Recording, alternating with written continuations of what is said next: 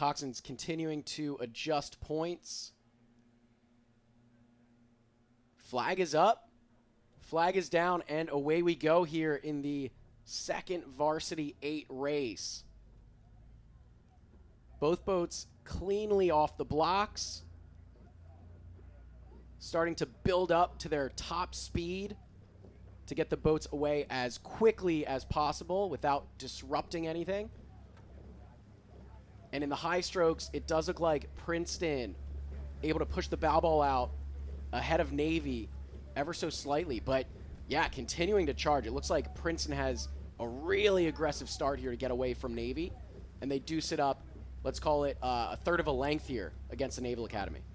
Yep, Princeton winning the race to the 250-meter mark, Keenan. We have a lot of race to go.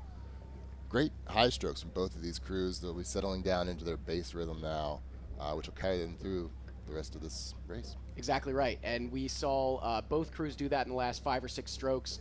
Princeton was up at like a 40-41, so super aggressive off the start. They did settle down into about a 35.5. All these boats and both these programs have been hitting something between 35 to 36. It seems that that's pretty consistent across the board. Take a look at Navy. Looking super aggressive here, trying to maintain contact with the Tigers through 500 meters, and it is Princeton through that mark first. You can see the Princeton coxswain looking over at Navy, looking at the bow ball, asking his rowers to get him to open water advantage, and it looks like they are able to do that. Not even 750 into this one, and Princeton is able to get it up to open water advantage. I think head coach Greg Hughes has to be pretty content with the first part of that race from his Tiger 2V. But you can't be content, Keenan. You have to keep pushing.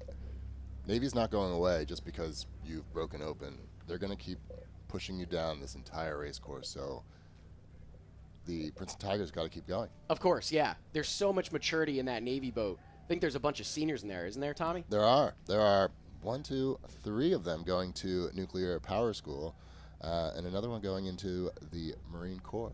Oh, wow. Okay, so yeah. These guys are they're smart, they're intense. You never want to count them out. So if you're Tigers, you got to continue to stay aggressive here, and they do appear to be doing that. Princeton has opened it up to half a boat of open water advantage.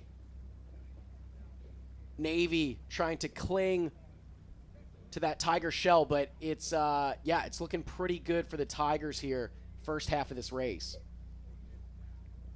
Navy will look to throw in a move here. Usually, again, they throw them right around the 1,000-meter mark, which we just hit.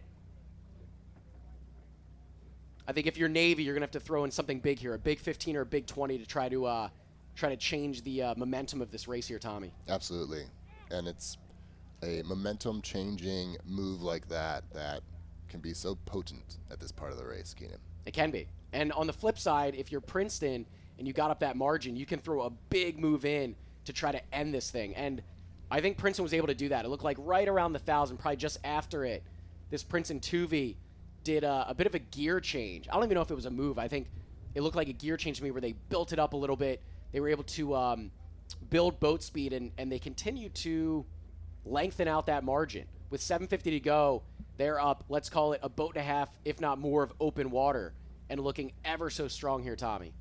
That's right. Total gear shift from this Princeton crew.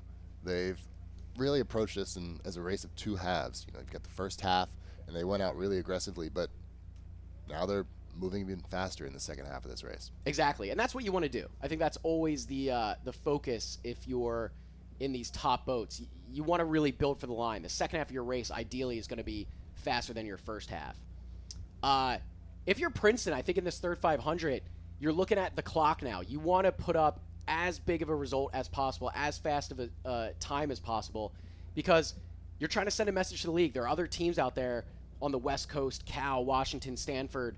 You know, I know those coaches are watching. I know Brandon Shaw from California is tuning in and seeing what the Tigers can do today. So you want to send a message to the rest of the league. That's what you want to do if you're the Tigers. Absolutely. Great shot from the Ford family hot air balloon here. You can see those tiger stripes on the class of 1970 bow and tail decks, as we like to call them.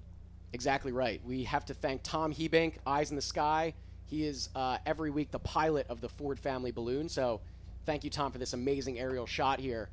Yeah, I asked the Princeton coaches, how do you get tiger stripes on your bow? Because some of their boats have them, some of them don't.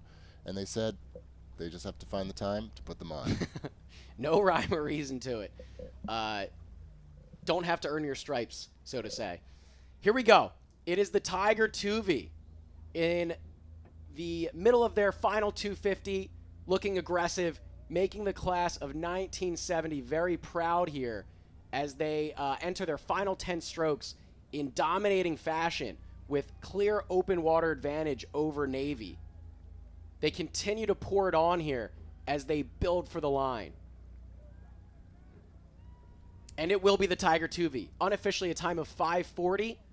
Impressive closing speed by the Tigers. Big build for the line from those guys. Take a quick shot here of Navy into their final few strokes. Also gearing up for the finish line here, and they